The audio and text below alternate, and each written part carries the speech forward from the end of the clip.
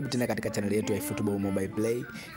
Usisahau kusubscribe, comment, kulike na kushare video zetu ambazo tunaziweka katika channel yetu ya Football Mobile Play. Kutoka kwenye komenti ya Isaiah Patrick ndio imeweza kutuletea video hii ya jinsi ya kuseti wachezaji waweze kukaba katika game yetu ya football. Sasa namna ya kuseti wachezaji waweze kukaba huko kuchagua formula. Yaani huko kuchagua formula yote ambayo utakuwa unaitumia unaweza kuwaseti wachezaji wako waweze kukaba. Sasa cha kufanya hapo ni kwenda kumgusa hiyo coach hapo, unagusa hiyo manager, then unaenda sehemu ile ndio individual instruction hii hapo, na tunaingia moja kwa moja kwenye individual instruction. Kuna hizo sehemu nne: attacking 1, attacking 2, defense 1 na defensive na defense 2. Tutaanza na attack 1. Attack 1 ni sema hapo utamchagua mchezaji, unafika kwenye sehemu ya defense, then unachagua mchezaji ambaye unataka akabe wakati wewe unafanya shambulizi la kwanza.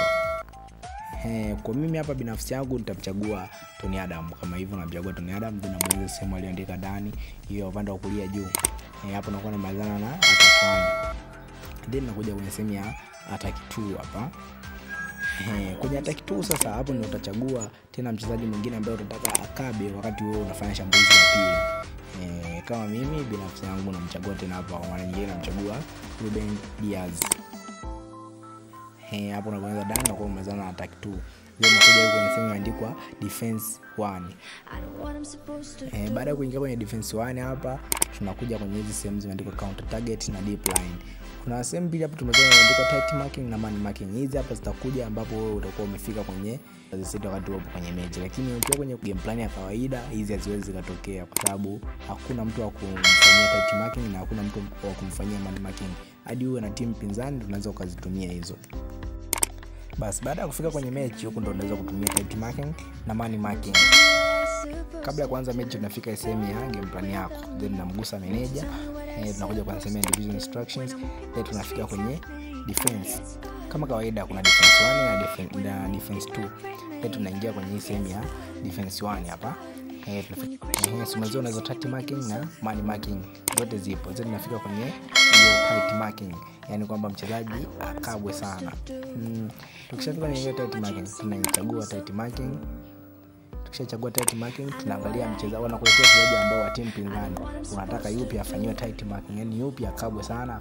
Then mimi nitamchagua huyu Darwin Nunez. Nikishamchagua Darwin Nunez, then nafika kwenye defense 2, then nitaingia kwenye man marking. Man marking nataka beki wangu yupi awe anafanya man marking, yani beki yangu yupi akamkabe mtu ambaye nataka, then namchagua hapa beki wangu hapa, namchagua nani? Ngoja nimchague Shwameni. Namchagua Shwameni amkabe nani? Namchagua mkabe Darwin Nunez hapa. Kama unavyoona hapa atakiwani ataki 2 defense 1 defense 2 wameonyesha kabisa watu ndio wakaba, ndio wawekea wakabe wanaokaba wanaonyesha kabisa. Then tunaenda kwenye mechi sasa. Mechi ndo kama hivi inaanza. Then hapa anafanya namna ya kupoteza mpira kwanza ili kuonyesha wanakuja kushambulia namna gani hao kina Shwameni watafanya tight marking. Ngoja nipoteze hapa mpira. Kama hivyo. Haya, muangalie Shwameni huyu hapa anamkaba vile anaenda kuziba nafasi ya alikuwa anaenda kuziba nafasi ya Nunez. Nipoteze tena mali. Zile na mali.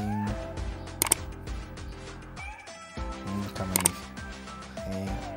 Shwameni alikuwa anaenda pale kufanya tight marking kama hivi, anaenda kufanya tight marking pale. Kwa hiyo hivyo ndio unaweza kuwafanya wachezaji wako waweze kukaba kwenye mechi. Please usisahau kusubscribe channel yetu ya Football Mobile Play na kulike video zetu ambazo tunazipost kila siku. Unaposubscribe bonyeza alama cha kengele hapo ili uweze kuwasha notification ili video yote tutakayoposti ikufikie kwa haraka. Thank you.